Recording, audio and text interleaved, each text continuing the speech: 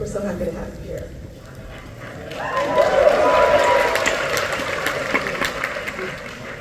Guillermo, how does it feel to make the film that you've always wanted to make? It's a huge postpartum depression, number one. And I really, but on the other hand, is, it feels like a journey that everything, if you look at Chronos, similar themes, similar images, similar treatment of the melodrama of it and the drama of it. So, it's like being training for an Olympic race and finally running it. I don't know how that feels, by the way. I gotta be very clear. But I think it's like that. Jacob. Yes.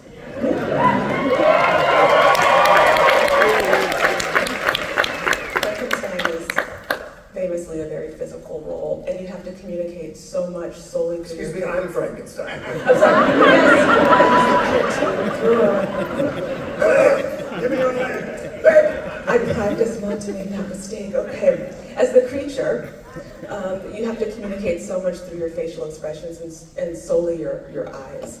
How much were the makeup and the prosthetic process a part in helping you get into the mindset and understand the character? Well, the man that made them is right there, Mike here.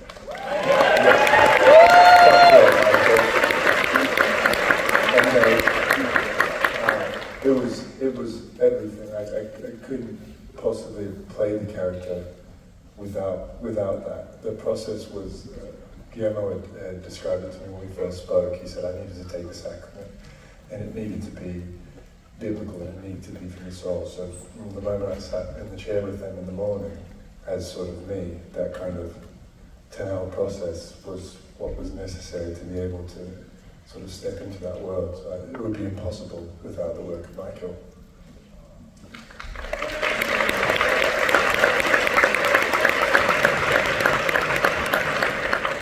For the creature, he starts out very childlike and innocent, but it's when he actually meets the older man and he starts reading about the human condition, he becomes a bit more angry and a bit more sad about his state and his circumstance and wants to pursue his creator.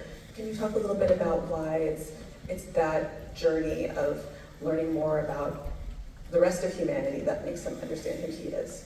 Well, I think that it's clearly in the book, and it's clearly in the journey that we exist in a state of innocence. I mean, the biting of the apple is the tree of knowledge. I mean, it is when we recognize our condition, is when we start feeling the world as a place that is either welcoming or horrible. And eventually, after 50, you realize it's both. You realize that that's the way it is. One of the books I recommended all the cast, and I send it to them, is the book of Job, which is the most mysterious, beautiful book in the Bible. And it's exactly that question: why do bad things happen to good people? And the answer God gives is, basically, that's the way it is. And you don't question me. Which is an answer I heard from producers, but not from God. But ultimately, that's what we have to make peace. The world is at the same time a horrible, marvelous place. And that's the journey. The journey is every man's journey, every person's journey. Do you feel that's why Frankenstein's monster has been considered one of the most sympathetic creatures? Like we're much quicker to sympathize with the creature than we are, Dracula or werewolf. Well, the great thing is the beautiful thing with this is that other than Caliban, I think that Mary Shelley articulates the plight of Caliban in a way that is profound, and she's articulating Milton, Paradise Lost. She's articulating so many things.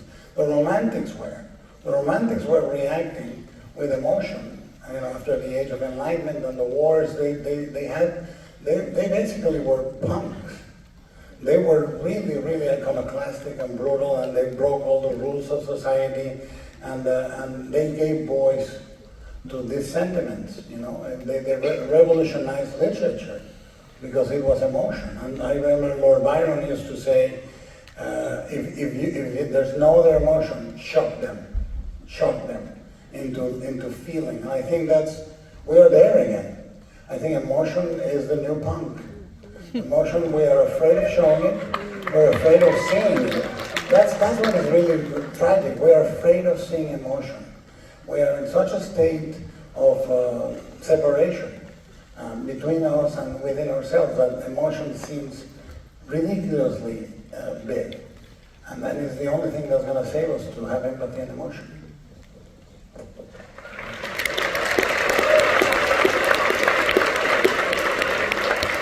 So many versions of Frankenstein really focus on the horrific aspects, but you bring this back to, as you say, the literary romanticism, the Gothic, and part of that is the narrative, but also the scope and scale and craft and the visual world you create. Can you talk a little bit about, the production design and the costuming and what those conversations were? Yeah, we traveled together with Tamara and Guy Davis, who is my right-hand guy in conception, and we traveled through all Scotland and the UK and scouted all of Canada, and we were riffing. I have a moment in which we go deep into the shapes and the colors, and everything has to have a meaning. The circle is because of the circularity of the tail, the fact that the mirrors are circular. These guys are two sides of one coin. The Medusa is a misunderstood monster, blah, blah, blah. You have to cipher everything in images, and I think that is not, I've said it repeatedly in Toronto. The difference is I don't do eye candy, I do eye protein. I nurture the story through the themes, and wardrobe understands that wardrobe is production design. And production design understands that it is wardrobe and cinematography. We're not separate, we're a single unit telling the same story. And then you color code it or shape it. If you notice in the movie, red is the mother, and it carries all through. He never recuperates from losing the mother. And it's ciphered very carefully. And that's the way we approach it. The wardrobe, we loom the fabrics. Every fabric that is significant was loomed, especially for the movie. There are patterns of nature in the fabrics, arterial, mineral, blah, blah, blah. And I don't think, look, I've been dreaming about it for one reason at this scale. That's why it didn't get made earlier. Because I said it has to be that big. It has to be a Barry Lyndon use and exploding at the seams with life, because it's the modern Prometheus. We needed to make it feel modern and happening and all that. And we did enormous work into doing that. One day I'll come back and we'll do a class on TIFF in a couple of days and talk about all the production design. I'll be very happy.